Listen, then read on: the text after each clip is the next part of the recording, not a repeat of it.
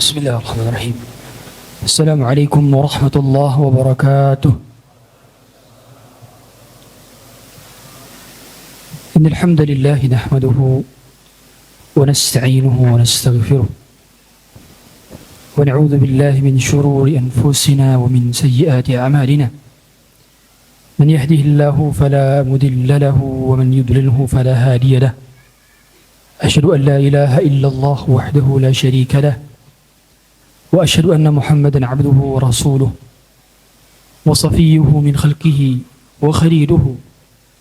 أدى الأمانة وبلغ الرسالة ونصح للأمة وكشف الله به الغمة وجاهد في الله حق جهاده حتى أتاه اليقين وتركنا على محجة بيضاء ليلها كنهارها لا يزيغ عنها إلا هالك.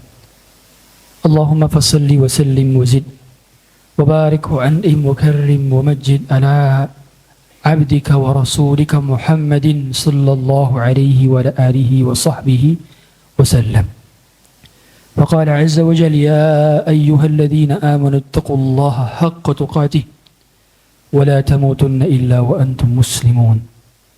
وقال عز من قائل: يا أيها الذين آمنوا اتقوا الله وقولوا قولا سديدا يصلح لكم أعمالكم ويغفر لكم ذنوبكم ومن يطع الله ورسوله فقد فاز فوزا عظيما. أما بعد فإن أصدق الحديث كتاب الله وخير الهدى هدى محمد صلى الله عليه وسلم وشر الأمور محدثاتها وكل محدثة في دين الله بدعة وكل بدعة ضلالة وكل ضلالة في النار. Hadirin hadirat, di ruangan ini, di masjid ini, di kota ini, barangkali ada yang merasa kecewa dengan doa-doanya, ada yang merasa sia-sia harapannya, putus asanya, hilang kendalinya, tak tahu apa yang perlu dia perbuat, lantaran layaknya dirinya telah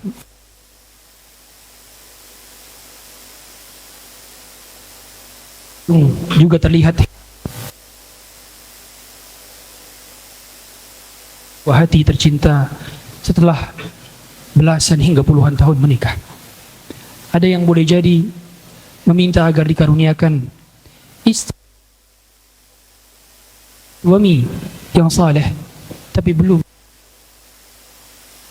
menginginkan agar hubungannya baik dengan orang tuanya. Ada yang menginginkan agar diberikan kelapangan rezeki di tengah sempitnya kehidupan. Ada yang menginginkan agar dikaruniakan kenikmatan, bisa benar-benar menikmati sujud-sujudnya dan setiap doa-doanya. Ada yang berdoa mengangkat tangannya ke langit, yang diharapkan pintanya hanya satu. Di Arafah di tanggal 9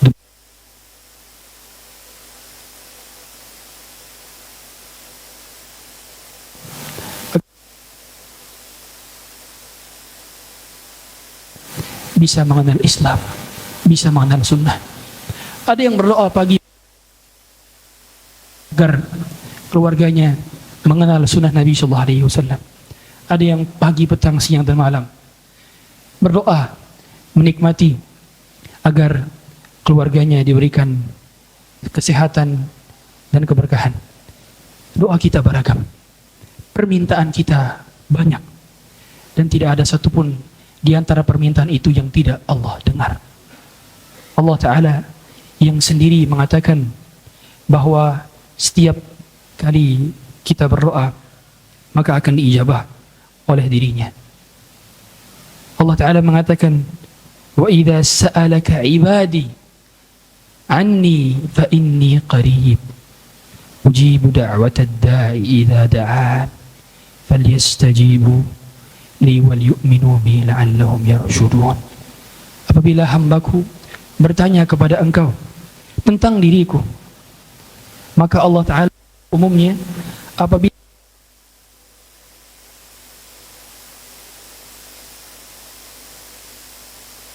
kepada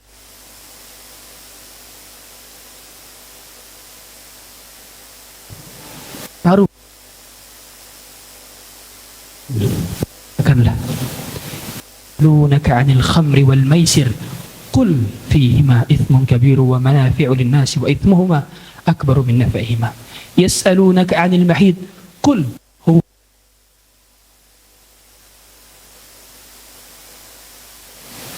tapi khusus untuk berdoa. Alaka ibadi anni. Allah tidak katakan qul.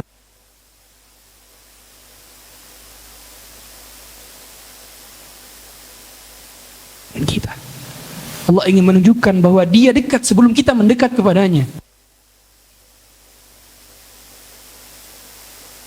Oh.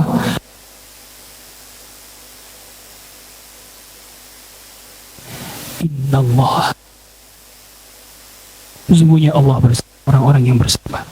Allah mampu saja mengatakan innas sabirina ma'allah. Sesungguhnya orang yang bersabar itu membersamai Allah. Tapi Allah dahulukan dirinya. Allah dahulukan kata yang menjadi keagungannya. Allah, innallah ma'as sabirin. Innallaha ma'al muttaqin. Allah dahulukan dirinya dibandingkan kita. Tandanya Dia terlebih dahulu mendekat kepada kita sebelum kita mendekat kepadanya. Buktinya Allah mendeklar dirinya sangat dekat. Fa inni qarib ujibu da'watad da'i idza da'an. Aku mengijabah setiap doa-doa yang terlangitkan. Aku mendengar setiap doa-doa yang terlantunkan. Aku benar-benar mendengarkan setiap rintihan, peluhan, keluhan, rasa sakit yang dialami setiap hamba Allah Ta'ala. Ketahuilah, ketika kita dikehendaki sesuatu oleh Allah, maka terlebih dahulu Allah mengirimkan sinyal kepada hati kita untuk terfikirkan dan tersiratkan tentang suatu hal tersebut. Kemudian Allah alirkan ke dalam lisan kita kemampuan untuk memintanya. Kemudian Allah berikan suatu hal tersebut. Maka para ulama menjelaskan, sejatinya ketika Allah berkehendak sesuatu kepada hambanya, terlebih dahulu Allah gerakkan hatinya untuk terfikirkan hal tersebut. Karena seandainya Allah tidak ijabah doa kita, Allah tidak mungkin membuat hal itu ada di benak kita. Mustahil. Sebagai contoh, bila ada seorang hamba yang dikehendaki oleh Allah Ta'ala tahun 1447 ini atau 2026 ini dia bisa berangkat haji, maka terlebih dahulu yang Allah lakukan adalah Allah kirim sinyal-sinyal pada dadanya. Allah kirim pesan-pesan tersirat di dalam hatinya sehingga akhirnya dia terfikirkan, dia berhasrat, dia berkeinginan. Dan Allah juga ajarkan tata cara dia berdoa. Kemudian dia berdoa dan Allah ijabah. Sehingga ada ungkapan di kalangan para ulama, "Lau lam turid naila ma narju wa naddubuhu min faidi judika ma 'allamtana at-talabah." Ya Rabb, seandainya kau tidak menghendaki sesuatu itu kepadaku, niscaya kau tidak akan ajarkan kepadaku cara memintanya kepada engkau. Sebab Allah kehendaki kepada kita, maka Allah buat pikiran itu tersirat dalam benak kita, lewat dalam sanubari hati kita, sehingga kita pun memintanya dan Allah mengijabahnya. Betapa lembut dan halus cara Rabb kita ketika menghendaki kebaikan kepada kita, maka dibuatnya lingkungan kita lebih baik. Cara Allah bekerja begitu halus, sebagaimana Allah Ta'ala sangat latif dengan kehalusannya sampai kita tidak benar-benar tahu ternyata kita sudah berada di posisi sekarang. Betapa nikmatnya mengenal hidayah sunnah, betapa nikmatnya mengenal sunnah Nabi SAW yang tidak pernah kita prediksikan 20 tahun lalu, 10 tahun lalu, 5 tahun lalu, bahkan boleh jadi sepekan yang lalu. Tidak ada yang pernah benar tahu bagaimana cara Allah bekerja. Maka sejatinya sebelum kita memintanya, terlebih dahulu Allah yang lebih tahu yang terbaik untuk kita. Maka Allah ajarkan cara kita memintanya.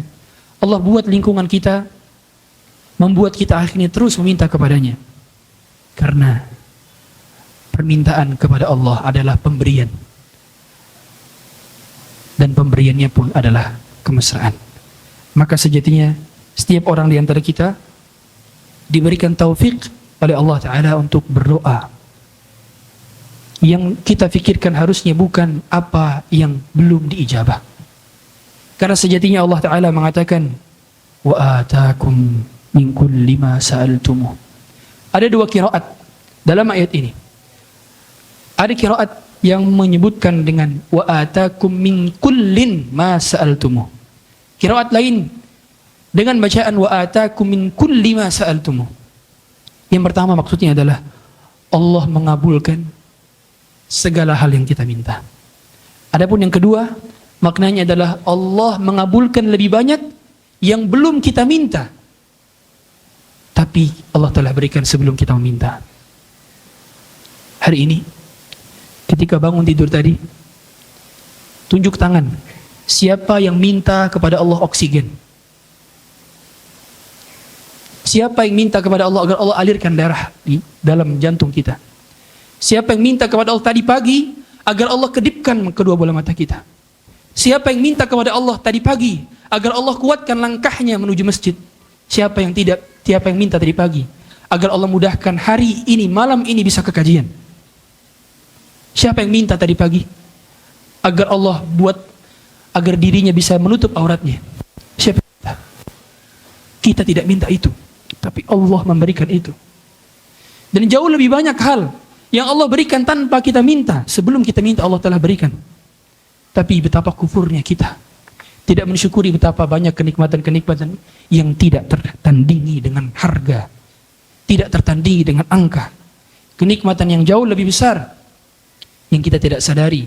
Bahkan kenikmatan berupa kemampuan telinga kita mendengarkan kalamullah, kalam Rasulullah SAW. Kemampuan tubuh kita dan jasad kita untuk bisa hadir di rumah-rumah Allah. Kemampuan untuk duduk di majelis-majelis ilmu. Yang tahukah kita saat ini para malaikat sedang menaungi dengan sayap-sayapnya. Allah Ta'ala telah menyebutkan satu persatu nama dari ujung masjid hingga ujung masjid. Satu persatu disebutkan oleh Allah di hadapan para malaikat-malaikatnya.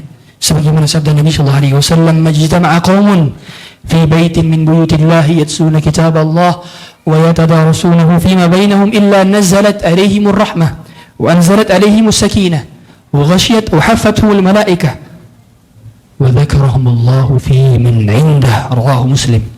An Abi Hurairah radhiyallahu ta'ala. Setiap di antara kita benar-benar mendapatkan hal yang lebih banyak dari apa yang kita minta. Hadirin hadirat yang dirahmati Allah Subhanahu wa taala. Kalau ada hari ini bertahun-tahun juga belum Allah kunjung kabulkan doa-doa sebagian kita, ingatlah ketika Allah berbicara tentang kekasihnya di dalam Al-Quran, ketika Allah berbicara tentang Rasulnya yang mulia, yang kondisi mereka sangatlah dekat dengan Allah. Mereka adalah orang-orang yang mendapatkan wahyu. Ketika Allah berbicara tentang para nabi dan rasul, Allah berbicara tentang doa-doa mereka yang lama.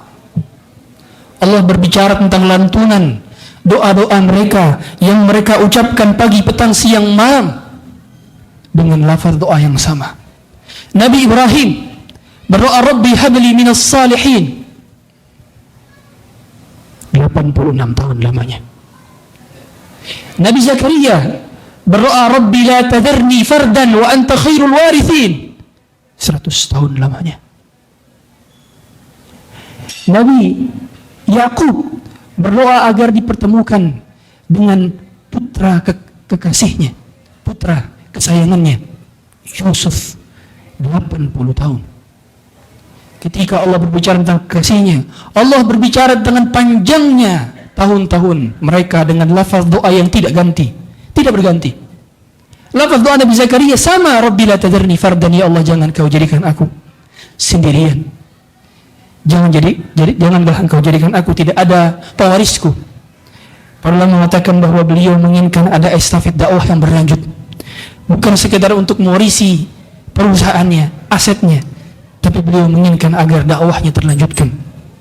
Sebagaimana beliau pernah mendidik Maryam. Ingatlah tatkala Allah berikan kepada Nabi Ibrahim anaknya, Allah justru minta Nabi Ibrahim anaknya. Yang Allah minta bukan membunuhnya Ibrahim. Yang Allah minta bukan sapinya Ibrahim. Yang Allah minta bukan unta serta kambingnya Ibrahim. Yang Allah minta adalah buah hati yang telah dinanti-nantikan pagi, petang, siang, malam 86 tahun lamanya. Dan Allah berikan adalah jantung hatinya. Darah yang mengalir pada tubuhnya adalah darahnya. Yang Allah minta adalah kekasih hatinya. Wajar ketika Allah Ta'ala mengatakan, wa idh ibtala Ibrahim rabbuhu bikalimatin fa'atammahum. Tatkala Allah menguji Ibrahim dengan ujian yang banyak, bertubi-tubi diuji oleh Allah, yang dimintanya justru adalah yang pertama kali diambilnya. Masih ingat bagaimana kisah Nabi Musa? Nabi Musa, ketika Allah berbicara tentang kisah Nabi Musa, Nabi yang paling banyak namanya disebutkan secara eksplisit dalam Quran, 136 kali disebutkan Nabi Musa namanya dalam Quran, melebihi nama Rasulullah SAW. Nama Muhammad 4 kali disebutkan. Nabi Musa Allah panjang dan lebar jelaskan di dalam surah Al-Qasas, surah yang artinya adalah cerita-cerita, kisah-kisah. Tahukah kisah yang paling banyak tercerita dalam kisah surah Al-Qasas adalah kisahnya Nabi Musa. Ketika Allah berbicara tentang kisahnya Nabi Musa, Allah berbicara tentang ibunya.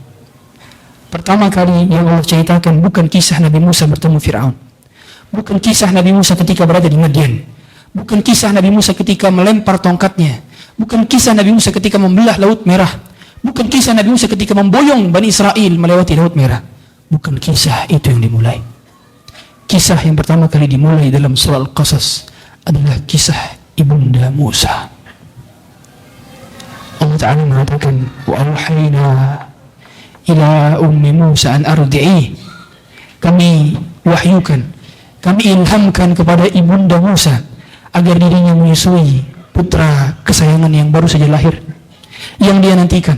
Dan Allah berikan mukjizat, perutnya tidak terlalu kentara, terlihat bahwa dirinya hamil. Padahal tahun itu adalah tahun ganjil, yang mana kebijakan Fir'aun membunuh bayi yang lahir di tahun ganjil dan tidak membunuh bayi di tahun genap. Sedangkan Musa kecil lahir tepat di tahun ganjil, sedangkan Harun lahir di tahun genap, sehingga Harun tidak dibunuh, maka Musa mengharuskan dibunuh. فَإِذَا خِفْتِ عَلَيْهِ فَأَلْقِيهِ فِي الْيَمِّ وَلَا تَخَافِي وَلَا تَحْزَنِي. Tapi kalau dirimu khawatir, kalau dirimu takut, maka taruhlah dia di atas peti, agar kami alirkan dia bersama aliran sungai yang mengalir. Janganlah takut, janganlah sedih. Terlebih dahulu Allah kuatkan hati ibunda Nabi Musa sebelum dirinya akan mendapatkan keajaiban-keajaiban yang Allah akan persiapkan setelahnya. Inna radduhu ilaik wa ja'iluhu minal mursalin. Kami akan kembalikan dirinya kepada engkau dan akan kami jadikan dia sebagai salah satu dari nabi dan rasul. Ya, segala hal yang paling kita harapkan sejatinya adalah hal yang boleh jadi paling Allah suruh untuk lepaskan. Apa yang paling sering kita hasratkan boleh jadi adalah apa yang paling harus Allah lepaskan, apa yang paling ingin Allah lepaskan dari kita. Bagaimana sedihnya seorang ibunda yang baru saja melahirkan, ternyata dirinya mengharuskan berpisah dengan putranya. Tapi demikian cara Allah bekerja. Janji Allah begitu nyata. Lihatlah, ternyata ditemukan faltaqatahu alu fir'auna liyakuna lahum aduwwan wa hazana. Ditemukanlah oleh keluarga Fir'aun agar menjadi kesedihan dan musuh bagi dirinya. Dan ternyata ketika ingin disusui, tidak ada seorang pun yang dapat menyusuinya di istana kecuali ibunya sendiri. Maka dipanggillah ibunya untuk dipekerjakan sebagai ibu susuan di istana yang megah dengan gaji bulanan. Bayangkan, kita tidak pernah tahu bagaimana Allah bekerja, tapi yang kita tahu adalah janji Allah begitu pasti atas apa yang paling kita hasratkan. Tapi bila itu menyelisihi dalil, bila ternyata itu menyelisihi perintah Rasulullah SAW, Allah akan buat gantinya. Maka boleh jadi dari setiap doa-doa yang kita lantunkan ada hal-hal yang sengaja Allah tunda. Bukankah seringnya Allah menunda kehadiran matahari agar malam begitu tenang dan indah? Bukankah seringnya juga Allah menghadirkan telatnya datangnya pelangi pada saat hujan baru saja selesai turun? Allah juga menunda adanya angin ketika kita mengharapkan adanya angin karena momennya belum tepat, waktunya belum pas. Husnuzan kepada Allah lah yang menjadi kuncinya. Maka bukan doa kita yang belum terkabul sejatinya, tetapi karena jiwa kita yang terlalu terburu-buru. Sebagaimana sabda Nabi sallallahu alaihi wasallam, "Yustajabu li ahadikum ma lam ya'jal." Kalian akan diijabah doa-doanya selama tidak terburu-buru. Yaqul, "Da'awtullaha falam yustajab li." Aku telah berdoa kepada Allah sedangkan Allah belum kabulkan. Merasa tidak terkabulnya doa adalah faktor terpenting mengapa doa kita belum terkabulkan. Jadi kalau hari ini ada keluhan di antara kita, "Ustaz, doa saya belum terkabul," itulah tanda mengapa doamu belum terkabul. Karena ucapanmu itulah yang menjadikan doamu belum terkabul. Seandainya kau tidak mengucapkan doa itu, seandainya kau tidak mengucapkan perkataan itu, niscaya doamu akan terkabul. Alasan mengapa doa kita belum dikabulkan adalah ungkapan, "Mengapa doa saya belum terkabul?" Yang kedua, Nabi sallallahu alaihi wasallam mengatakan di antara faktor mengapa doa kita merasa belum terijabah adalah karena kita malas meminta. Karena kita malas meminta. Kita sedikit meminta kepada Allah. Kita sedikit berdoa. Siapa yang tadi sebelum kesini baca doa menggunakan pakaian? Angkat tangan. Tidak ada yang baca doa menggunakan pakaian? Subhanallah. Kapan terakhir melepas pakaian membaca doa? Kapan? Atau apa bacaan doa melepas pakaian? Bukan bismillah. Bismillah itu menggunakan pakaian. Melepas pakaian adalah alhamdulillahilladzi kasani hadha thawb wa razaqanihi min ghairi haulin minni wala quwwah. Sebagian kita tidak mengucapkannya, atau kebanyakan kita tidak mengucapkannya. Saat keluar rumah, di antara doa selain bismillah tawakkaltu ala Allah la haula wala quwwata illa billah ialah Allahumma inni a'udzubika an adilla au udhal au azilla au uzal au adlima au udlam au ajhala au yujhala alayya. Kapan terakhir kita menyebutkannya? Kapan? Merasa bahwa diri kita tidak butuh kepada Allah, dan itu mengapa barangkali kita merasa tidak dihadirkan perasaan dalam hati kita bahwa Allah bersama kita. Sedikitnya berdoa. Hadirin demi Allah, di antara bab terpenting di awal marhalah menuntut ilmu kita dalam menghafalkan doa-doa. Bukankah itu pelajaran yang kita berikan kurikulum kepada anak-anak kita? Anak-anak kita membaca doa setiap kali dia menaiki tanjakan. Saya lihat jalanan di Kendari cukup barangkali ada yang naik turun. Betapa besar kita punya potensi untuk mengucapkan takbir ketika naik dan subhanallah ketika turun. Sebagaimana kata Anas, kunna idza sa'idna kabbarna wa idza nazzalna sabbahna. Tapi tidak ada di antara kita yang berucap demikian. Bukankah setiap kali tatkala diri kita hendak memulai sesuatu dianjurkan untuk mengucapkan basmalah dalam konteks-konteks kebaikan, tapi sebagian besar di antara kita untuk membuka handphonenya bahkan dia tidak sama sekali mengucapkan basmalah. Karena itu termasuk kebaikan apabila memang tujuan untuk kebaikan. Sebagaimana sabda Nabi sallallahu alaihi wasallam dalam hadis yang hasan kan oleh sebagian ulama, kullu amrin dhi balin la yubda'u fihi bi bismillah fa huwa abtar. Segala kebaikan yang tidak diawali dengan basmalah maka akan terputus. Maka ketergantungan kita kepada Allah. Makanya Nabi sallallahu alaihi wasallam ketika ditanya oleh para sahabat, "Idzan nuktsir," kalau gitu kita memperbanyak doa-doa kita, maka Nabi sallallahu alaihi wasallam mengatakan, "Allahu aktsar." Allah lebih banyak lagi mengabulkan doa-doa kita. Allah lebih banyak lagi mengijabah doa-doa kita selama kita memperbanyak dalam permintaannya. Sebagaimana sabda Nabi sallallahu alaihi wasallam, "Idza tamanna ahadukum falyukthir." Kalau kalian berangan-angan, maka hendaknya kalian memperbanyak angan-angan kalian kepada Allah, bukan kepada manusia. Dahulu ada seorang ulama yang bernama Muhammad bin Hamid. Dia mengatakan, qultu li Abi Bakar Al-Warraq. Aku bertanya kepada Abu Bakar Al-Warraq, "Allimni syai'an yuqarribuni ilallah wa yuqarribuni minan nas. Wahai guru, ajarkanlah kepadaku tentang hal yang dapat membuatku lebih dekat kepada Allah dan lebih dekat kepada manusia. Beliau bertanya tentang dua perkataan sekaligus. Pertanyaannya mirip seperti sabda Nabi sallallahu alaihi wasallam ketika beliau ditanya, bagaimana agar Allah mencintaiku dan manusia pun mencintaiku? Maka Abu Bakar Al-Warraq mengatakan, fa amma alladhi yuqarribuka ila Allah fa mas'alatuh. Adapun hal yang membuatmu lebih dekat kepada Allah adalah engkau sering-sering meminta kepadanya. Wa amma alladhi yuqarribuka minan nas fatarku mas'alatihim. Adapun hal yang membuat kau dekat kepada manusia adalah kau tidak butuh kepada manusia. Sebagaimana ungkapan para ulama, Allahu yaghdabu in tarakta su'alah wa bunayya Adam hina yus'al yaghdabu.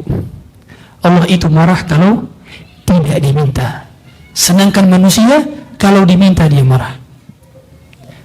Ciri khas manusia, permintaan orang kepadanya selalu ada limit. Boleh jadi kalau kita meminta tolong kepadanya, dia masih sungkan, masih mau memberikan. Tapi kalau sudah 2 kali, 3 kali, 4 kali, 5 kali, sekaya-kayanya orang tidak akan merasa mau terus-terusan diminta. Karena kekayaan manusia masih bisa dihitung oleh angka. Dan segala hal yang bersifat angka ada limit dan batasnya. Adapun Allah unlimited, tidak terbatas. Kekayaan Allah tidak terbatas. Bahkan Allah Ta'ala mengatakan dalam hadis qudsinya, seandainya di antara kalian ada yang meminta dari semenjak zamannya Adam sampai hari terakhir, mereka meminta dari kalangan jin dan manusianya, ma naqasat min mulki syai'a, maka tidak akan mengurangi kerajaanku, hartaku, kekayaanku sedikit pun. Maka kalau kita meminta kepada makhluk, kita akan dihinakan olehnya. Tapi kalau kita meminta kepada Khaliq, kita dimuliakannya. Kapanpun kita meminta kepada orang, kita akan dihinakan. Makanya sabda Nabi SAW, syaraful mu'min qiyamuhu bil layli wassighna'uhu 'anil nas. Kemuliaan seorang yang beriman adalah tatkala dirinya benar-benar melaksanakan qiyamul lail, bermunajat kepada Allah, berbisik-bisik kepada Allah. Bermunajat artinya berbisik-bisik. Dirinya mengeluh kepada Allah. Dan doa para nabi dan rasul seringkali tidak terlalu template. Kalau Anda lihat bagaimana doanya para nabi dan rasul, sebagaimana doanya Nabi Zakaria. Bagaimana doanya Nabi Zakaria?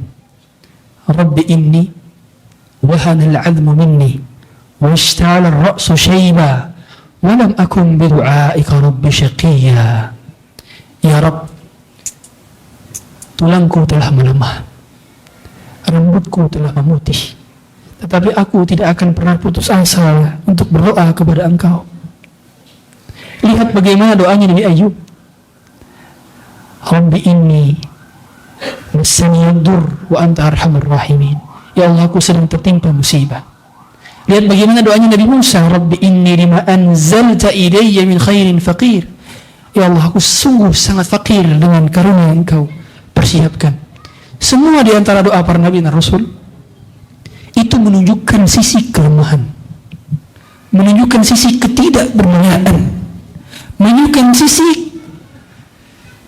ketidakmampuan. Tunjuk di hadapan Allah. Ya Allah, saya tidak mampu. Ya Allah, saya tidak mampu melakukannya kecuali dengan pertolongan Engkau. Maka mengapa dalam doa, kecuali di dalam salat, selain di dalam salat, kita tidak dihalangi untuk berdoa dengan menggunakan bahasa-bahasa kita. Sebagaimana para ulama menjelaskan, para nabi dan rasul berdoa dengan bahasa mereka. Nabi Isa berdoa dengan bahasa Suryaniyah. Tentu bahasa Suryaniyah bukan bahasa Mama Gufran. Bahasa Suryaniyah. Dan saya pun tidak tahu bagaimana bahasa Bani Israel yang Suryaniyah. Nabi Musa, Nabi Zakaria, Nabi Yusuf, mereka berdoa dengan bahasa Ibrani karena keturunan dari Nabi Yakub. Maka Setiap para nabi berdoa dengan menggunakan bahasa-bahasa mereka. Karena tidak semua nabi berasal dari bangsa Arab. Hanya 4 nabi saja yang berasal dari bangsa Arab. Rasulullah SAW, Hud, Saleh, dan Syuaib. 4 saja. Sisanya ialah bukan berasal dari bangsa Arab. Maka mereka berdoa menggunakan bahasa mereka. Dan dengan bahasa itu, bahasa kita lah, umumnya kita lebih mengekspresikan kelemahan diri kita. Kita lebih tahu bagaimana kondisi kita. Keluhan itulah. Masih ingat bagaimana dahulu Nabi Yakub ketika dikabarkan bahwa ternyata Bunyamin hilang juga. Dikabarkan pertama kali Yusuf hilang. Ternyata beberapa tahun kemudian Bunyamin pun hilang. Maka beliau mengatakan, fasabrun jamil, fasabrun jamil.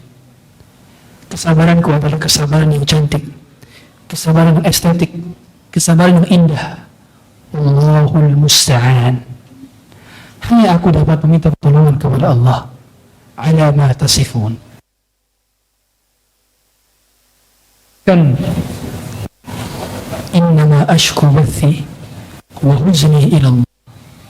Beliau hanya mengadukan bathnya dan huznnya. Apa itu bathun? Bathun atau bathi, sebagaimana beliau mengatakan innama ashku bathi wa huzni ila Allah. Sesuatu hal yang sudah meluap. Jadi kalau ada air terlalu penuh, luapan saking penuh, sudah penuhnya tangki emosinya. Adapun kesedihan ialah yang di dalam, yang berada di dalam. Jadi kalau huzn itu kesedihan yang menancap di dalam, yang menjadi dasarnya. Kalau bath adalah kesedihan yang tampak di luar sampai-sampai sudah tidak terkontrol lagi untuk tidak dibicarakan. Seperti ungkapan kalau kita jatuh kita ucapkan au, ah. Ungkapan yang spontan. Dan beliau mengatakan spontanitasku dalam kesedihanku pun tidak aku laporkan kepada manusia. Tidak layak satu manusia pun mendengarkannya. Cukuplah Allah yang mendengarkan rintihan, keluhan, rasa sakit. Bahkan spontanitas au dan ahnya pun tidak diberikan kepada telinga-telinga manusia. Innama ashku bathi huzni ila Allah. Hari ini sebagian kita mengeluhkan permasalahannya di sosial media, sedangkan dia melaporkan sesuatu hal kepada manusia. Yang melihatnya adalah manusia. Manusia tidak mampu berbuat apa-apa. Mereka hanya bisa mengomentari, dan mereka tidak bisa berkehendak, tidak bisa menolak mudarat, dan tidak bisa memberikan manfaat. Maka setiap di antara kita hendaknya meninggalkan kebiasaan-kebiasaan semacam ini. Sosial media bukan tempat untuk curhat. Dan jangan biasakan untuk menceritakan keluhan pribadi untuk mendapatkan simpati. Hari ini hal yang kami sayangkan, kebiasaan sebagian kita sudah mulai mengeluhkan permasalahan-permasalahan di sosial media. Ini bukan hal yang menjadi kesunahan dan bukan termasuk perkara kenabian. Para nabi dan rasul mereka benar-benar mengadukan kepada Allah Azza wa Jalla. Sebagaimana Nabi sallallahu alaihi wasallam pada saat di malam perang Badar, besoknya perang Badar, kaum muslimin tidak membawa senjata lengkap. Sedangkan orang kafir Quraisy telah mempersiapkan senjata mereka dengan persenjataan yang lengkap. 1000 orang yang dipimpin oleh Abu Jahal, yang mana mereka benar-benar mempersiapkan sampai iblis pun ikut membantu mereka, menolong mereka. Sebagaimana ulama menjelaskan bahwa iblis membantu orang-orang kafir Quraisy dalam 2 keadaan. Yang pertama ketika hijrah, mau berhijrahnya Nabi sallallahu alaihi wasallam, datang ketika merumuskan perkara rapat di Darul Nadwah. Kemudian yang kedua adalah ketika perang Badar. Karena ini momentum umat Islam, hijrahnya Nabi sallallahu alaihi wasallam dan peristiwa perang terbesar pertama umat Islam. Yang kalau menang maka akan dilihat tersohor namanya, punya kekuatan. Lihatlah bagaimana Nabi SAW berdoa di malam harinya. Para sahabat semua dibuat oleh Allah kenikmatan mengantuk. Idh yughashshikumun nu'asa amanatan. Tatkala Allah meliputi kalian dengan rasa ngantuk, nu'as, sebagai rasa aman di hati-hati kalian. Kita tahu orang kalau biasanya malamnya tidur cukup, maka paginya fresh dan mereka umumnya bisa fokus. Tapi kalau semalaman itu tidak tidur karena ketakutan, maka paginya pun akan buyar. Rasa mengantuk itu ternyata fitrah. Rasa mengantuk ternyata adalah pemberian, tapi tidak untuk majelis ilmu. Ada yang ngantuk di sini? Tidak, tuh. Ustaz, saya mendapatkan sakinah dari Allah, ketenangan. Ketenangan yang bukan di majelis ilmu. Ketenangan sih, ketenangan hati, bukan ketenangan mata. Maka Nabi SAW berdoa di malam harinya.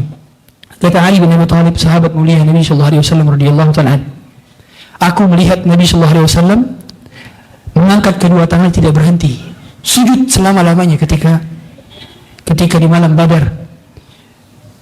Berarti siapa yang tidak tertidur ketika itu? Rasulullah SAW dan Ali bin Abi Thalib yang meriwayatkan dari sini. Karena beliau yang meriwayatkan, maka beliau juga berarti tidak tidur. Seandainya beliau tidur juga mungkin hadis ini tidak teriwayatkan. Atau mungkin Nabi sendiri yang ceritakan kemudian nanti. Tapi ada sahabat yang melihat Nabi SAW. Tatkala semua sahabat tertidur, bahwa beliau tidak tertidur dengan Ali bin Abi Thalib radhiyallahu ta'ala.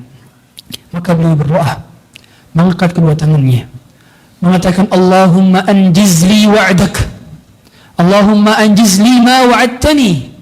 Ya Allah, penuhilah janji yang telah kau janjikan kepadaku. Allahumma in tuhlik hadhihi al-isabah fala ta'bad fil ardi abada. Ya Allah, apabila engkau hancurkan golongan kecil ini, maka kau tidak akan disembah lagi selama-lamanya di muka bumi. Berdoa dengan penuh harapan, berdoa dengan penuh kesungguhan, maka Allah kemudian tolong di pagi harinya. Kemenangan kaum muslimin dengan bantuan para malaikat, ribuan para malaikat turun, mencabik-cabik, memutilasi satu persatu orang-orang kafir Quraisy. Meninggal di antara mereka, dan di antara kemenangan terbesar adalah wafatnya Abu Jahal, yang menjadikan akhirnya kaum muslimin berhasil mendapatkan sebagian harta-harta mereka yang sebelumnya dirampas oleh orang kafir Quraisy tatkala peristiwa hijrah. Lihatlah kondisi di mana Nabi sallallahu alaihi wasallam pun berangkat menuju hijrahnya. Betapa berat kondisi itu. Tapi beliau keyakinan yang teguh terhadap Allah Ta'ala yang membuat beliau tidaklah gelisah. Ketakutan yang dialami oleh Abu Bakar terhadap sahabatnya yang membuat beliau ketakutan, gelisah. Tapi Nabi menegurnya dan Nabi pun menenangkannya. Allah abadikan ungkapan Nabi SAW, illa tansuruh faqad nasarahu Allah idh akhrajahu alladhina kafaru thani ithnain idh huma fil ghar idh yaqulu li sahibihi la tahzan. Jangan sedih saudaraku, jangan sedih bila dunia hilang, jangan sedih bila uang berkurang. Selama bukan Allah yang hilang, selama bukan imanmu yang berkurang, tidak ada yang hilang di dunia ini. Selama yang hilang bukan salat berjamaah kita, selama yang hilang bukan amal-amal saleh yang biasa kita lakukan, selama yang hilang bukan ketakutan kepada Allah, maka duniamu aman-aman saja, tidak memiliki musibah sama sekali. Sebab musibah terbesar yang menimpa kita adalah musibah agama. Nabi SAW wala taj'al musibatana fi dinina, janganlah kau jadikan musibah itu pada agama-agama kami ya Rabb. Hari ini sebagian di antara kita boleh jadi sedih tatkala doanya tak kunjung dikabulkan, tapi tidak sedih tatkala luput salat berjamaah bagi laki-laki di waktu subuh, tidak luput ketika tadi pagi lupa zikir pagi, tidak luput ketika tadi Jumat sore lupa berdoa, tidak sedih ketika tidak menelpon orang tua hari ini, tidak sedih. Lalu apa yang kalian sedihkan, wahai saudaraku? Apa? Harusnya kita sedih terhadap luputnya amal soleh. Karena kalau sudah beranjak besok hari kemarin tidak bisa terulang lagi. Hari kemarin untuk hari kemarin, hari ini untuk hari ini, besok hari untuk besok hari. Lan tarji'al ayyamul lati madat. Tidak akan berkurang dan berlalu hari-hari yang telah berlalu tidak akan bisa kita kembalikan. Uang hilang masih bisa kita cari, emas berlian luput masih bisa kita beli. Tapi waktu dan ibadah yang luput tak ada gantinya. Amalan kemarin untuk hari kemarin, ini untuk hari ini. Maka kalau ada doa yang terluputkan, itulah sebaik-baiknya ghanimah yang kita lalaikan. Betapa banyak Jumat sore yang lalai, yang kita tidak benar-benar sepertiga malam terakhir yang kita tidak benar-benar bangun dan untuk bermunajat kepada Allah. Betapa banyak doa-doa pintu-pintu surga yang bisa kita minta setiap untuk menelpon orang tua, tapi tak juga kita lakukan. Apa yang kita cari Apa yang kita cari? Sedangkan mereka adalah orang-orang yang dijabah doanya oleh Allah Ta'ala, sebagaimana sabda Nabi SAW, "Thalathu da'watin da'tarat." 3 doa yang mustahil tertolak. Da'watul walid li waladih, doa orang tua untuk anaknya. Maka permintaan kita harusnya lebih banyak tentang permintaan akhirat. Tapi bukan berarti mengabaikan permintaan dunia. Para salafus saleh terbiasa minta hal-hal dunia, bahkan hingga putusnya sendal mereka, bahkan hingga garam di rumah mereka habis. Betapa kita benar-benar butuh Allah. Kita butuh Allah. Hadirin, umumnya kita itu memperbanyak permintaan, kita tidak mampu. Pada saat kita terbujur kaku di atas bed rumah sakit, kasur rumah sakit, maaf, pipis pun harus pakai kateter, pup pun harus menggunakan alat, tidak mampu. Meminum saja minta bantu perawat atau minta bantu yang jaga. Untuk makan pun kita butuh disuapi. Untuk wudhu pun kita perlu diwudukan. Untuk tayamum pun kita butuh ditayamumkan. Orang ketika sedang berada di rumah sakit umumnya banyak minta tolong. Banyak minta tolong. Kita biasanya baru meminta kalau kita nggak mampu. Kalau kita nggak mampu. Kalau biasanya kita mampu, kita jarang minta. Hadirkan selalu perasaan di dalam hati selama hidup dunia ini. Kita tidak mampu. Tatkala kita mau minum, ya Allah izinkanlah dan mudahkanlah saya untuk minum. Sekedar minum saja minta izin kepada Allah dan minta pertolongan kepada Allah. Sekedar melangkahkan ke masjid dan meminta kepada Allah untuk berada di saf pertama. Ya Allah, buatkanlah saya bisa berada di saf pertama. Sebagaimana sabda Nabi sallallahu alaihi wasallam, "Lau ya'lamuna ma fi nida' was saff al-awwal." Seandainya mereka mengetahui tentang keutamaan azan dan keutamaan berada di saf pertama, dan seandainya mereka tidak bisa melakukannya kecuali dengan cara diundi, lastahamuha, mereka akan mengundi. Saking utamanya di saf pertama.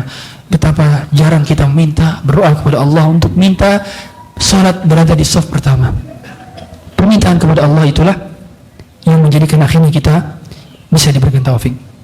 Yang ketiga, berdoa kepada Allah jawabannya tidak selalu di dunia. Maka Allah jadikan dia sebagai tolak bala, atau Allah jadikan sebagai tabungan di hari kiamat. Sebagaimana Nabi sallallahu alaihi wasallam mengatakan, "Ma min muslim yad'u bi da'watin laysa fiha ithmun wala qati'atu rahimin." Tidaklah setiap muslim yang berdoa tanpa ada dosa dan tanpa ada memutus silaturahmi, kecuali Allah mengijabah dengan 3 kemungkinan. Imma an tu'ajjila lahu da'watuhu. Yang pertama kemungkinannya adalah Allah segerakan pengijabahannya. Allah segerakan di dunia. Wa imma an yaddakhira lahu fil akhirah, atau jadikan tabungan untuk di akhiratnya. Aw yasrifa anhu minas su'i mithlaha, atau Allah palingkan kemudaratan kepada kita semisalnya. Sudah ada?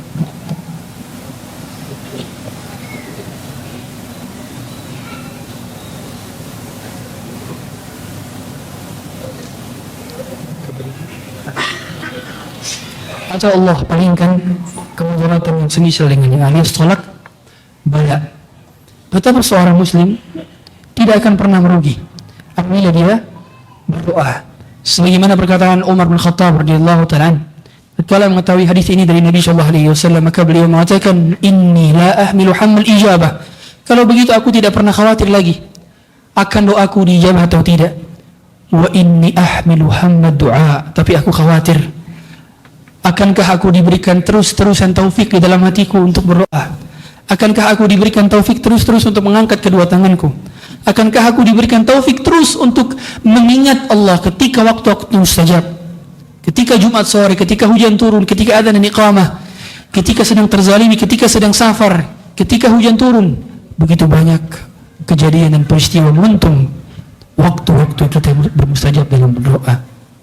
Maka yang kita khawatirkan harusnya adalah bukan diijabahnya, tapi kita khawatirkan adalah momen dan taufik untuk berdoanya. Karena sejatinya berdoanya ialah kemesraan, adapun pemberiannya adalah bonus. Kita azan terlebih dahulu. Silakan. Alhamdulillah Allah SWT. Kemudian poin keempat, menjadikan doa sulit terkabul adalah karena tidak yakin dengan doa. Nabi sallallahu alaihi wasallam mengatakan, Inna Allah la yastajibu du'aan min qalbin ghafilin lahin. Ud'u Allah wa antum muqinun bil ijabah. Wa'lamu anna Allah la yastajibu du'aan min qalbin ghafilin lah. Yakinlah dalam berdoa, sehingga tidak boleh berdoa mengucapkan insya Allah di akhirnya. Semoga kamu sehat, insya Allah, tidak boleh. Semoga kamu bahagia, insya Allah, tidak boleh. Karena di antara hal yang dilarang dalam kitab Tauhid, kita tahu, ialah berdoa Allahumma ghafirli in syi'ta. Ya Allah, ampunilah aku apabila engkau berkehendak. Itu tidak boleh. Itu dia tidak yakin berarti dengan ampunan Allah. Allahumma arhamni in syi'ta. Ya Allah, rahmatilah aku apabila engkau berkehendak. Dia harus yakin, ya Allah ampunilah aku, ya Allah rahmatilah aku. Dia harus yakin. Nah, kalimat insya Allah setelah kita berdoa itu tidak boleh. Ustaz, bukankah doa ketika kita menyampaikan kunjungan ke orang sakit la ba'sa tahurun insya Allah?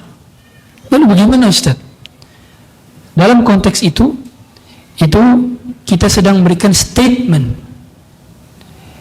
Karena yang namanya sakit memang faktanya adalah untuk menggugurkan dosa, bukan sedang berdoa. Dan dalam perkara ini juga perlu menjelaskan segala hal yang jenisnya permintaan. Dia tidak boleh diakhiri dengan insya Allah. Dan di antara hal yang menyebabkan orang tidak dijawab doanya adalah karena dia juga coba-coba dengan doanya. Barangkali berhasil, cobalah. Seperti orang yang tidak sedang berbicara kepada Tuhannya. Coba-coba. Nanti kalau sudah dijawab dia akan berdoa yang lain. Berdoa minta istri satu. Oh sudah dijawab, barulah minta yang berikutnya. Berdoa agar Allah berikan kesempatan untuk berhaji. Oh kalau sudah dijawab, barulah minta yang berikutnya. Doa bukan coba-coba. Doa adalah komunikasi kita dengan Allah. Makanya para nabi dan rasul dalam setiap doa mereka juga tidak selalu meminta. Kalau anda perhatikan, Nabi SAW itu dalam hadis Bukhari menuliskan satu bab namanya Du'aul Karb. Doa Nabi ketika sedang tertimpa musibah atau sedang berada di titik nadir kehidupannya.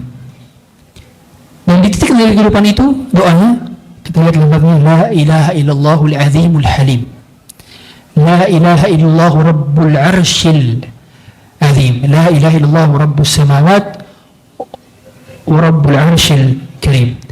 Di dalam doa itu kalau kita perhatikan, mana lafaz permintaannya? Mana lafaz permintaannya? Ada lafaz?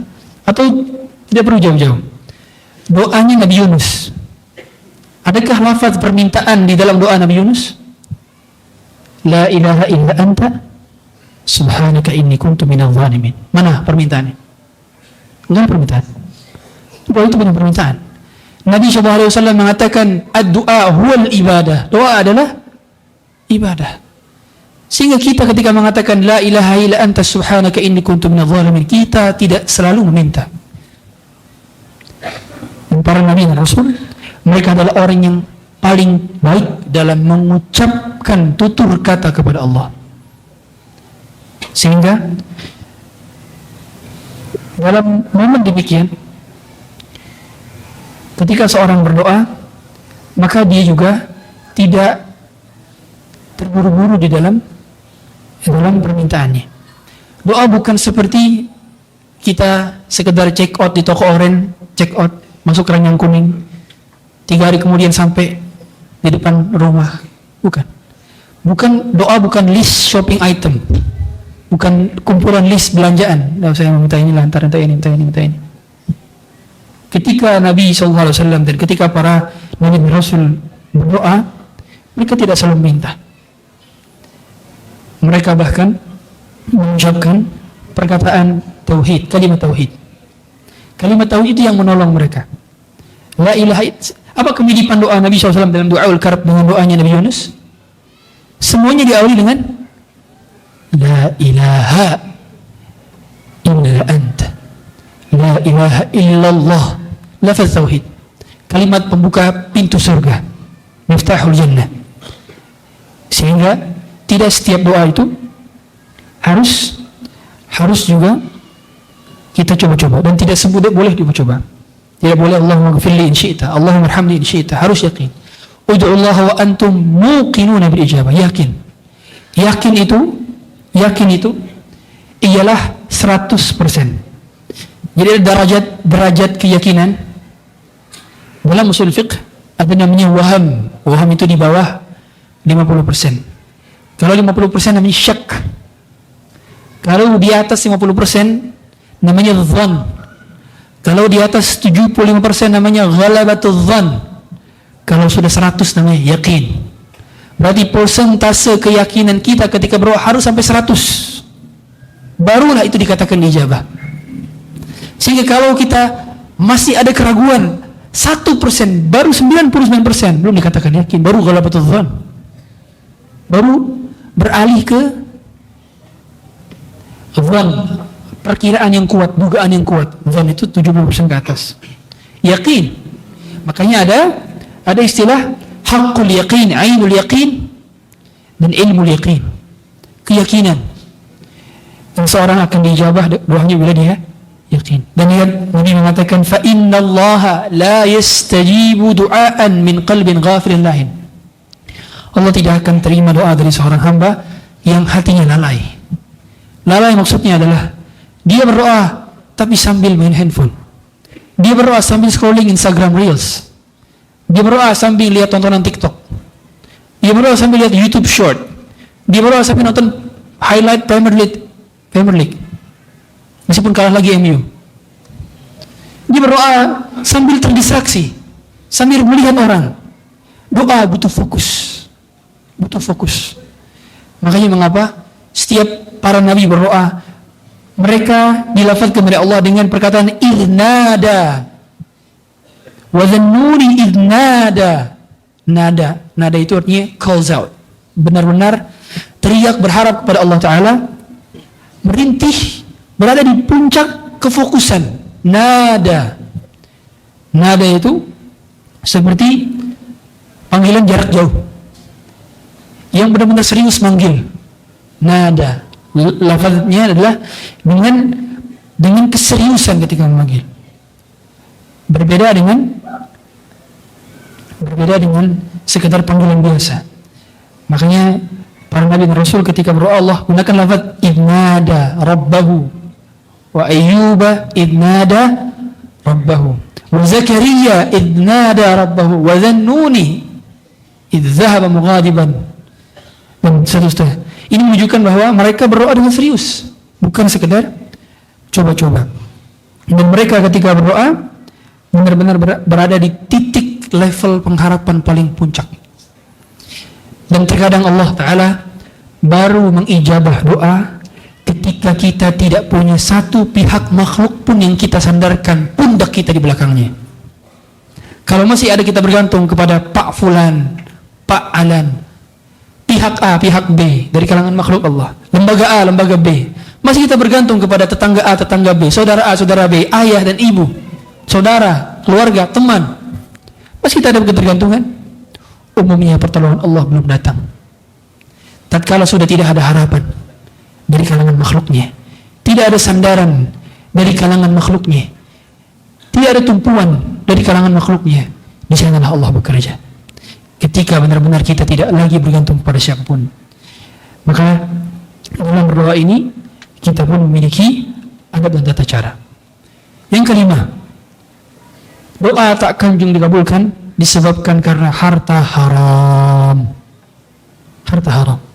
Doa memiliki syarat-syarat. Seseorang yang memiliki harta haram memberi api neraka ke dalam kerongkongan anak dan istrinya, maka anak dan istrinya punya pengaruh, sulit diijabah doanya. Sebab kata Nabi SAW, ghudhiya min haram, ghudhiya bil haram. Dia dahulu diberi makan dari hal yang haram. Bukan saja makanan dan minumannya, tapi juga diberi makan. Artinya, anak dan istri kita punya pengaruh, doanya tidak diijabah sebab ada 1 rupiah yang masuk ke dalam rekening mereka dari perkara haram dan syubhat. Wajar saja mengapa ada anak seperti Imam Bukhari, karena ayahnya tidak pernah memasukkan 1 butir kurma pun dari yang syubhat apalagi yang haram. Wajar saja mengapa ada mazhab fikih terbesar seperti mazhabnya Abu Hanifah yang tersebar di India, Turki, Pakistan, sebagian Afrika Utara dan sebagian Mesir. Karena ternyata ayah daripada Abu Hanifah itu Thabit, nama lain dari Abu Hanifah adalah Nu'man bin Thabit. Ayahnya ternyata ketika tidak sengaja memakan 1 apel baru tergigit, tapi ternyata minta izin kepada pemiliknya hingga akhirnya menikah dengan wanita yang tuli, bisu, buta dan lumpuh.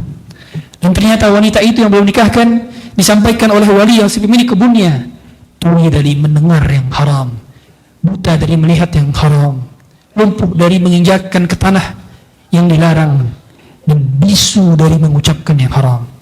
Maka menikahlah Thabit dengan wanita dari si pemilik kebun, wanita dari anak si pemilik kebun. Lahirlah Nu'man bin Thabit.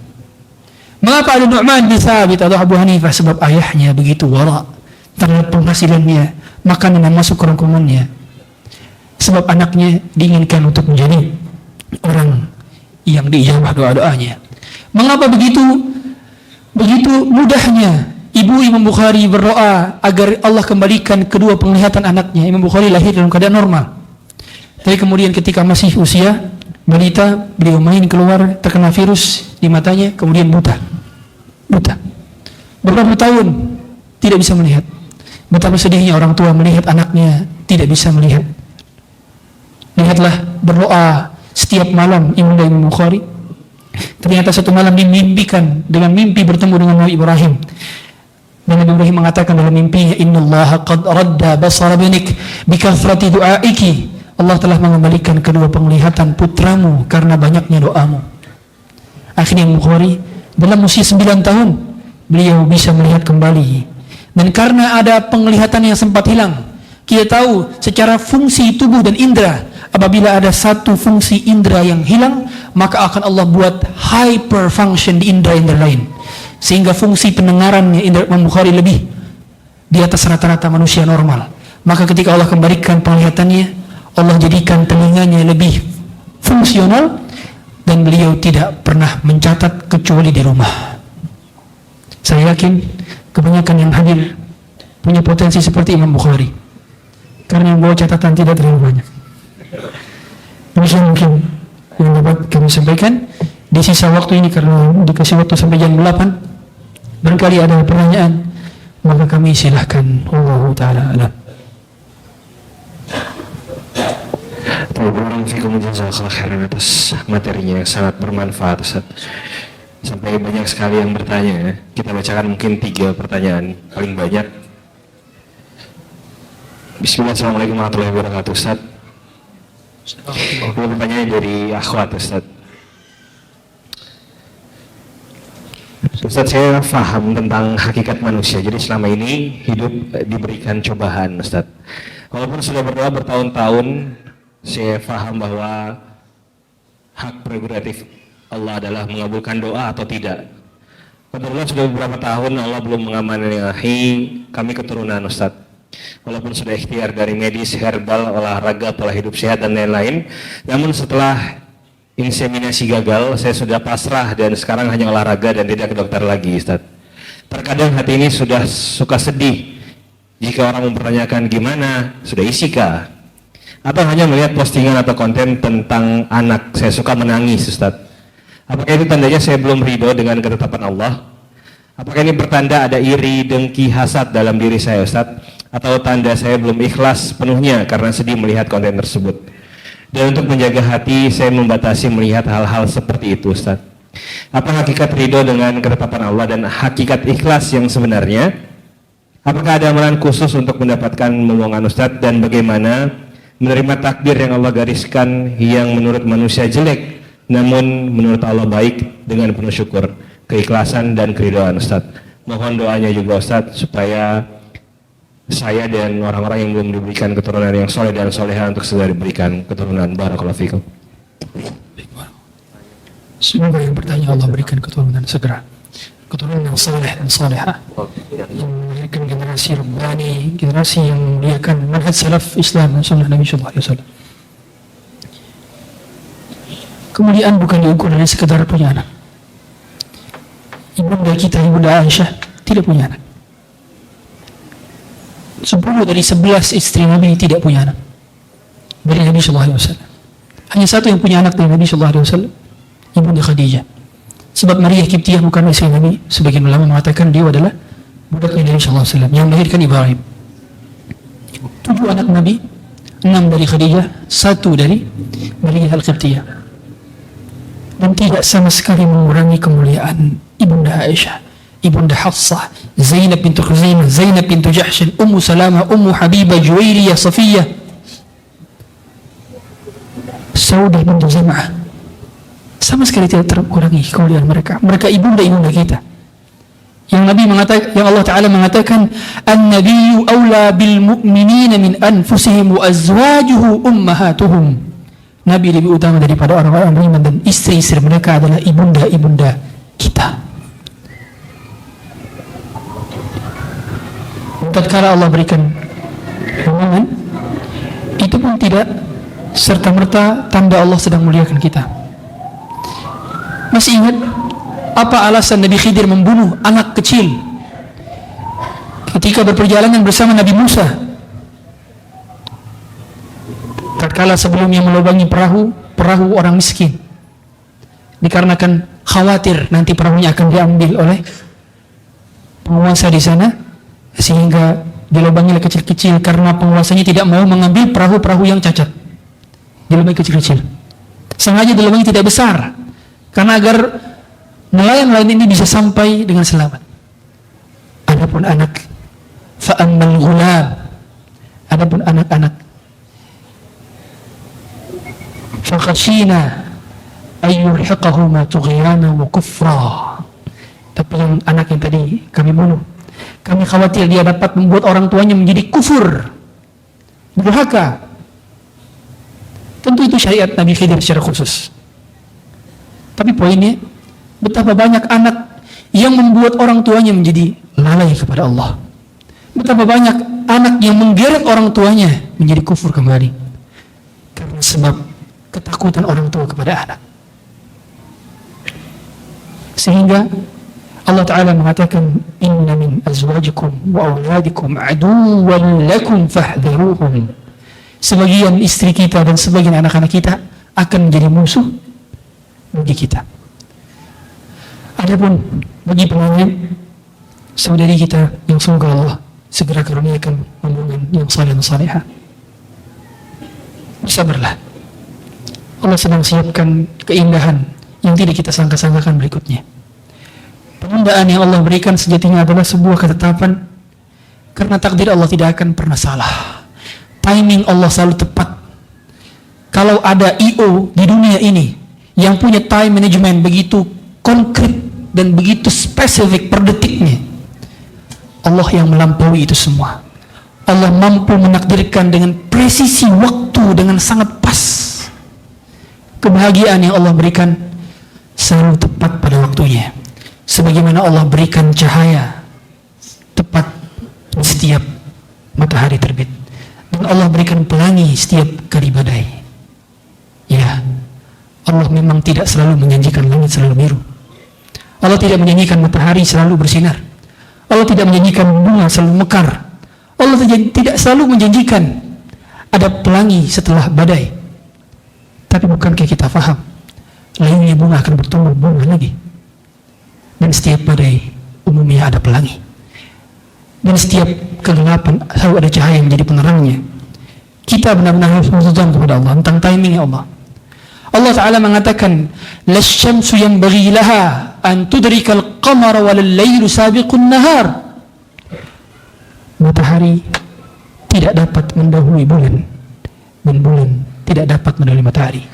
Siang juga tidak mendahului malam, dan malam tidak mendahului siang. Kullun fi falakin yasbahun. Segala sesuatu beradar di atas porosnya. Waktu Jakarta berbeda dengan waktu New York. Waktu Mekah berbeda dengan waktu Kendari. Dan waktu Makassar juga berbeda dengan waktu di Afrika. Semua kita memiliki waktu timing yang berbeda. Bukankah Ibunda Khadijah mendapatkan suami terbaiknya justru di usia 40 tahun? Dan bukankah Nabi Ibrahim baru mendapatkan putra saleh yang telah akan melahirkan keturunan berupa Rasulullah SAW baru di usia 86 tahun? Bukankah Zakaria baru mendapatkan terwujudnya doa di usia 100 tahun? Dan bukankah Yakub baru mendapati Yusuf setelah membuta bertahun-tahun, selama 80 tahun penantian bersama Yusuf? Hadirin, bersabarlah di atas doa-doa kita. Doanya adalah ibadah.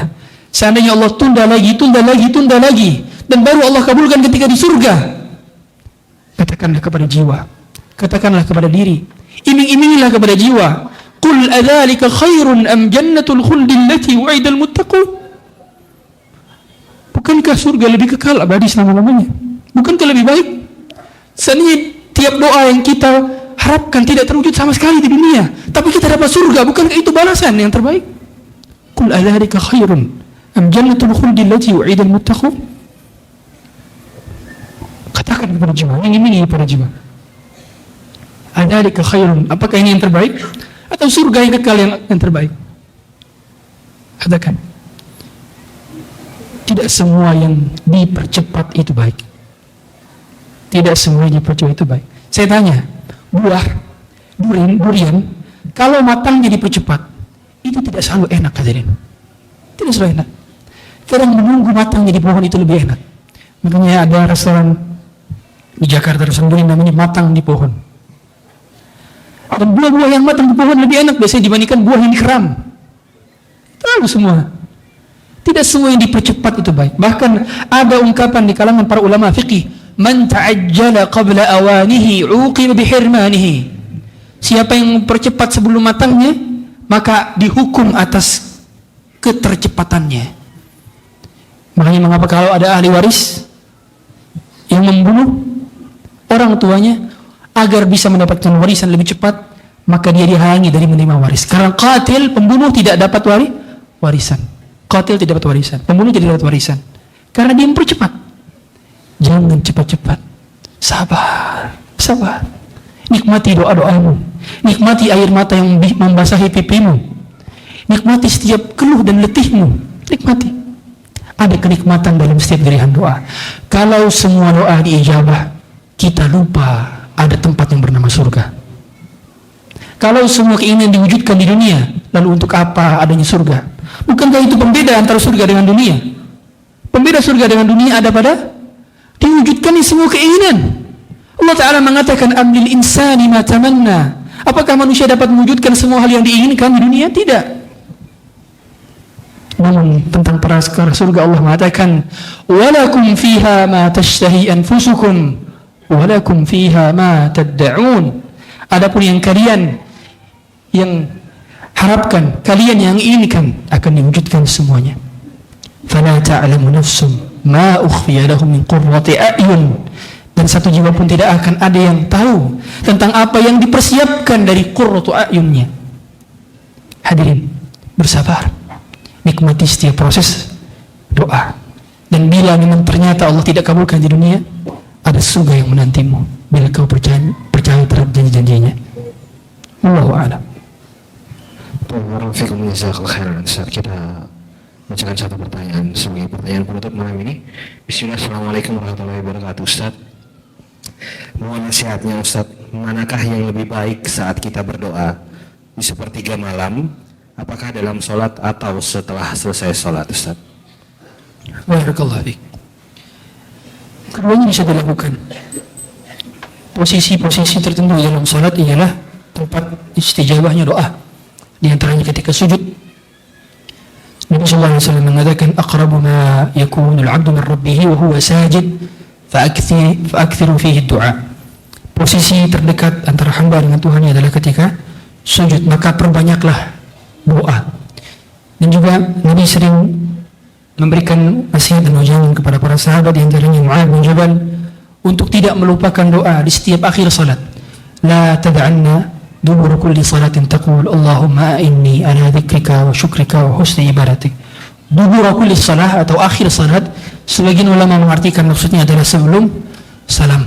Sehingga sebelum salam itulah posisi di mana kita banyak berdoa. Dan kondisi di mana kita bermunajat seperti malam terakhir itulah kondisi di mana kita bisa lebih lama, panjang salat kita lebih lama. Kalau kita salat berjamaah, panjang kita menyesuaikan yang lain. Makanya dalam salat berjamaah diperhatikan waktu-waktu tertentu yang sekiranya banyak jemaah, seperti waktu maghrib, bacaan Nabi pendek di waktu maghrib, sedang di waktu isya, dan panjang di waktu subuh.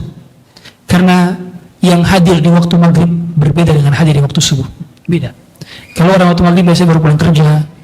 Tapi poinnya adalah Nabi SAW menyuruh kita untuk memperbanyak doa juga di setiap sujud, dan juga mewasiatkan kepada sebagian sahabat untuk berdoa di setiap akhir sebelum salam. Adapun di dalam salat, sebagian ulama khilaf apakah boleh menggunakan bahasa selain Arab ataukah boleh menggunakan bahasa Indonesia. Sebagian mengatakan boleh, sebagian mengatakan tidak. Sebagai khuruj minal khilaf atau keluar dari perkara khilaf, saya pribadi lebih baik kalau bahasa Indonesia saya ucapkan setelah salam agar keluar dari perkara khilaf. Karena khuruj minal khilaf mustahab, keluar dari perkara yang diperselisihkan oleh para ulama dianjurkan. Adapun setelah kita salat tahajud atau ditutup dengan witir, barulah kita bermunajat kepadanya dengan berbanyak doa-doa. Dan juga bisa diselipkan istikharah sebelum witirnya. Salat istikharah itu juga sangat ditekankan oleh Nabi SAW. Sebagaimana perkataan para sahabat, kana Nabi SAW yu'allimuna al-istikharata fil umur. Nabi mengajarkan kita untuk beristikharah dalam seluruh perkara. Dan umumnya istikharah dikerjakan itu di sepertiga malam terakhir. Meskipun tidak harus di sepertiga malam terakhir, tetapi waktu tersebut adalah waktu prime time-nya, golden time-nya, private time-nya, khusus antara kita dengan Allah, dan tidak ada distraksi ketika itu. Anak masih tidur barangkali, boleh jadi orang-orang tidak berisik, dan kita masih fresh pikiran kita. Kita bisa meminta kepada Allah Ta'ala di waktu tersebut. Dan jangan lupa diawali dengan adab-adab di dalam berdoa. Adab-adab dalam berdoa ialah dengan mengangkat kedua tangan dalam konteks tersebut. Tentu tidak semua doa harus mengangkat tangan. Sebagaimana ketika khatib berdoa di atas mimbar pada saat khutbah Jumat, maka tidak perlu mengangkat tangan.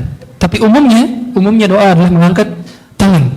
Karena Nabi SAW mengatakan, Inna Allah tabaraka wa ta'ala hayyun karimun yastahyi min abdihi idha rafa'a yadayhi ila as-samai an yuruddahuma sifran. Allah sungguhnya maha pemalu lagi maha dermawan. Apabila melihat ada hambanya yang telah mengangkat kedua tangannya, Allah taruh lagi dan kembalikan lagi tangan dalam keadaan hamba. Allah malu dan Allah dermawan. Tidak mungkin Allah lakukan itu. Maka mengangkat tangan dia bagian daripada salah satu sarana agar doa kita diijabah. Kemudian kita sampaikan pujian-pujian kepada Allah. Sampaikan juga salawat kepada Nabi SAW. Begitu pula kita setelah itu berdoa sebanyak-banyaknya, minta perkara-perkara akhirat terlebih dahulu. Minta dimasukkan ke dalam surga Firdaus dengan tanpa hisab dan tanpa azab. Permintaan yang paling tinggi. Nabi SAW mengatakan, "Idza sa'altumullaha fas'aluhul firdaus, fa innahu a'lal jannah wa awsatul jannah." Apabila kalian mintalah surga Firdaus, karena dia adalah surga yang paling tinggi dan paling tengah. Barulah kita minta perkara dunia dengan bahasa-bahasa kita, dan tutuplah dengan sebagaimana tawassul yang syar'i yang disampaikan oleh para nabi dan rasul dengan innaka antas sami'ud du'a, sungguh engkau maha mendengarkan setiap doa. Itu tawassul yang syar'i. Boleh juga kita mengucapkan di awal-awal dengan kalimat-kalimat asmaul husna, ya Razzaq, ya Fattah, ya Alim, ya Khabir. Ucapkan kalimat-kalimat asmaul husna yang kita telah fahami maknanya. Karena Allah Ta'ala mengatakan, walillahil asmaul husna fad'uhu biha. Allah memiliki nama-nama yang indah, maka berdoalah dengan nama-nama tersebut. Semoga Allah mudahkan kita dalam berdoa. Allah berikan taufik kita dalam berdoa. Allah ijabah setiap doa-doa kita, kalau tidak dunia maka di akhirat dan jadi tolak bala. Allah berikan kesempatan kita untuk terus berdoa dan diberikan taufiknya dalam setiap waktu-waktu mustajab. Allah berikan kaum muslimin hajat-hajatnya, dan Allah berikan ilham kepada kita untuk senantiasa mengingatnya dalam setiap keadaan dan setiap perkara. Allah berikan hati kita tergantung kepadanya. Allah jadikan yang sakit hari ini Allah sembuhkan. Allah berikan rezeki yang sempit hari ini Allah lapangkan. Allah berikan kesempatan bertemu dengan orang-orang yang menambah ketakwaan kepada Allah. Allah jadikan kesempatan kita untuk melihat wajahnya. Allah jadikan kita bisa mendapatkan rahmat dan keberkahan, masuk ke dalam surganya, mendapati Nabi SAW di telaganya, meminum air di telaganya yang tidak akan pernah kehausan lagi selama-lamanya. Semoga Allah berikan taufik dan keberkahan. Mohon maaf bila ada kekhilafan, kesalahan, kekeliruan itu atas dasar kebodohan kami. Semoga Allah ampuni kami. Semoga Allah berikan yang bermanfaat bagi kita semua. Kita tutup doa kafaratul majelis. Subhanakallahumma wa bihamdika asyhadu an la ilaha illa anta astaghfiruka wa atubu ilaik. Wa sallallahu nabiyil ummi wa ala alihi wa sahbihi wa sallam. Assalamualaikum warahmatullahi wabarakatuh.